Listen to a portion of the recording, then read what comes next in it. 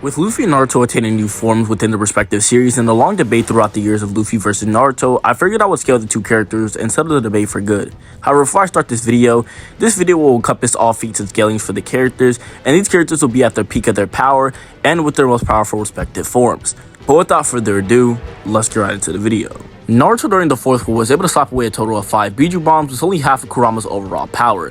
Kurama in the 3rd and 4th data book was stated to have power that could turn the world to ash, and again in the 4th data book with the introduction of KCM2, it stated that KCM2 has earth-shattering power. So with this being said, it would narratively be consistent that Naruto during the early war arc is already planetary. Naruto would then fight against the likes of a 10 Tails Madara and attend the likes of 6 Pass Sage Mode. Said 6 Pass within the 4th data book was stated to inherently surpass the likes of the prior KCM2 plus Sage Mode transformation. Naruto had used prior against the likes of 10 Tails Obito and a 10 Tails One-Eyed Madara. Madara would then drop several Chubaku Tenseis that are all calculated to be around multi-continental. So again, it's consistent that a teenage 6-pack Naruto is on this tier of power. During the late 4th war, a character known as Kaguya Otsutsuki would emerge. Kaguya was stated and shown to be able to destroy her Genesis or main dimension, with this dimension having a star within it, which is later shown within the official OVA to have not only a star, but a moon as well. This would make sense seeing how these dimensions are directly shown to have full day and night cycles, which would debunk any other artificial light source arguments. People may say that Kaguya got her power from the Shinobi Alliance, yet the Alliance aren't even Naruto's level, which is directly shown when they're almost killed by the Jubi Cataclysm, and they're only saved due to the One-Tail Cloak provided by Naruto. This would mean that a 4x amp Shinobi Alliance is still nothing compared to not only the 9 Tails, but Kaguya herself. Kaguya being able to destroy this star and moon will get her to concretely star level, with the possibility at the highest of solar system level. During the last, Naruto will then face off against one of the last descendants of Hamura Otsutsuki, Toneri. Toneri in the movie box set stated on 2 separate occasions to have chakra not only comparable to that of Kaguya, but to be the strongest enemy Naruto has faced so far, which would include the aforementioned Kaguya. Toneri was going to hurl the moon at Earth due to the fact that he thought Earth's spatial curvature was too big, seeing how it went from an original 10 to an overall 16, and because the overall chakra amount on Earth was too big. Toneri was also stated on multiple occasions to have the power capable of destroying Earth, so it'd be consistent with his lore and how strong he is, how it's portrayed within Naruto, that he is in fact planetary, but instead got one-shotted by a non-6-path teenage Naruto. Again, this is Naruto way before his prime, and at only 16 through 19 years old. During the Boruto manga, an adult Seiya 6-path Naruto would then face off against the likes of Ishiki Otsutsuki, who is directly stated by Amato to surpass and beat the likes of Kaguya to the point where she needed to attack him off guard in order to hope of winning against him in the first place. Naruto alongside the likes of Sasuke would then get beat up by the likes of Ishiki, and with no hope in sight, Kurama would then propose to use a form called Barren Mode. Barren Mode is comprised of a process called nuclear fusion. Nuclear fusion being the process of energy in which a nuclear reaction in which 2 or more atomic nuclei particles either fuse or transform into subatomic particles. The difference in mass between the reactants and products is manifested as either the release or absorption of energy. This would also be the reasoning as to why Naruto absorbs life energy like he did Ishiki instead of releasing it. Nuclear fusion is also the process of energy that quite literally powers the likes of stars. Keep in mind, to even hope of destroying a star, it would take 10 to the 41 joules of energy to even overcome its GBE or gravitational binding energy field and completely destroy it Death Star style like some Star Wars-esque battleship. This would mean that Naruto would gain an almost star level amp on top of his already base star level power, which would quantify up to millions upon millions of times of an amp if you took the process of nuclear fusion hyper literally. Moving on to speed, Naruto's speed could be layered within 3 tiers of speed. These are the lightning levels of speed, relativistic, and finally the faster than light to massively faster than light ranges of speed. As for the lightning levels of speed, this is directly shown with Kakashi at the age of 14 whilst being fatigued to being able to cut a lightning bolt in half, which is in turn how he got the name Lightning Cutter or Raikiri. The lightning levels of speed are also expanded upon with the introduction of the Kirin, with the Kirin being stated to move at 1/1000th of a second, with the likes of those speeds being calculated to around 1/1,000,000th of a second, which in turn is almost 2 times faster as normal lightning. As for the light speed, as I don't think this really matters to the overall scale, especially at this point, the first instance of light speed will be within the Land of Waves arc, with Haku being stated within the first data book to being a faster than light opponent or moving at light speeds once going all out. This would also be consistent with her blatantly reacting to older Sharingan and Kakashi's Raikiri whilst being tired and fatigued. The next instance of light speed will be found within part 1 again, with the first data book with Itachi's water bullet being stated to move at light speeds. However, keep in mind these are the early parts of faster than light statements within part 1. In Shippuden, however, the Raikage in relation to his Luri was stated to move at light speeds or speeds relative to light with his V1 transformation. However, in V2, which will logically scale him above the likes of V1, a case in when Naruto, who is weaker than all prior versions of Naruto have stated prior within this video, was shown to completely speed blitz to the likes of the Raikage. Some have calculated this feat to be around 72 to 75 times the speed of light.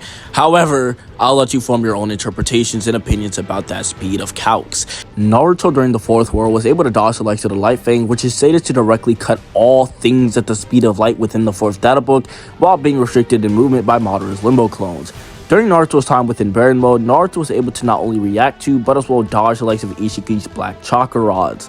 These rods are stated to come from a timeless dimension, but not only that, Sasuke's 6 paths amped EMS is barely able to track it.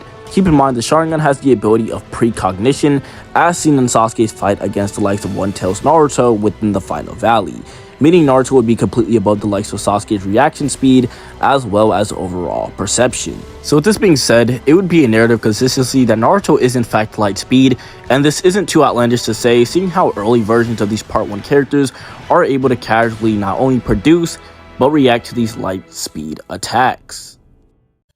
Whitebeard was stated within the novels to being the strongest man within the One Piece world, as well as the only person who could fight against the likes of the Pirate King himself, Goldie Roger. This would be consistent within the narrative, seeing how a weakened Marineford Whitebeard was stated to have enough power to destroy the likes of the One Piece world, and was stated yet again to being the strongest in the One Piece world.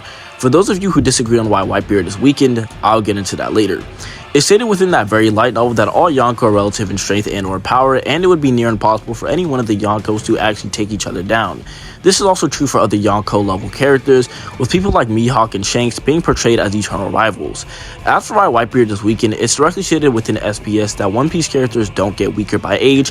However, this is not true or the case for sickness. As we know, Whitebeard was sick and was off his medication the whole time on the way to Marineford and during it, meaning this Whitebeard would have got exponentially weaker than most people actually think. If we take the statement that all Yonkos are actually relative at face value and disregard the Bucky retcon that happens later on within the series, then all Yonkos, including the Kaido that Luffy faces within Wano, would also be planetary. Luffy, after the minor training arc within Wano, was able to fight against the likes of a hybrid Kaido in base and actually damage him. The reasoning as to why this is impressive is because the likes of Kaido tried to off himself on multiple occasions and failed. Kaido's introduction to the series was quite literally a suicide attempt, with him jumping off Sky Island. Not only was Luffy doing physical damage, but also internal damage with the ability known as Ryo Haki. With Ryo Haki being an advanced usage of armament Haki, which is commonly used by the people of Wano, although Ryo admission simply means Haki to them, its usage is very different. It allows the user to let Haki flow through their body calmly and emit it from one point, allowing them to break through even the toughest of defenses, which would be a form of durability negation. With durability negation being a certain hacks and or ability that bypasses conventional durability and it directly attacks the likes of the soul, spirit, or internal organs, and this is why Luffy's feat against the likes of Kaido is so impressive. To quantify how strong this Luffy is after a minor training arc, Luffy in base is able to survive and take a Thunder Bagua, being the same attack that previously one-shotted a Gear 4th Rage Amped Luffy. Luffy would then awaken the likes of his Devil Fruit and or attain the likes of Gear 5th. The Gear 5th transformation with being a mixture of both the mythical Zoan and his prior Paramecia Devil Fruit awakening, in addition to his amped version of Haki. As for Toon Force, as I know that's going to be the most commented thing, Toon Force is the ability that refers to characters manipulating reality or bypassing physical laws of nature in order to achieve impossible feats for comedic effects. Minor forms of Toon Force being shown within Luffy's eyes being stretched out of his eye sockets and playing with Kaido like a jump rope. Keep in mind, this is the same Kaido that is supposed to be one of the strongest characters within the verse. However, I'll let you decide if Luffy has Toon Force or not, and leave it up to your interpretation. Luffy during his time within the likes of Gear 5th was able to accomplish feats such as jump over the likes of a completely transformed Kaido, taking a burrow breath that not only destroyed the likes of a mountain, but was also strong enough to make Luffy believe that he killed the entirety of the Straw Hats. Again, this would include people like Zoro and Sanji, who are portrayed as the wings of Luffy, sort of like a right hand and left hand type of people to the likes of Luffy within his crew. This same Luffy was also able to affect the likes of Kaido with a quote-unquote Toon Force and utterly slam him to the point where Kaido would have to awaken a new form, completely coated in both Haki and fire.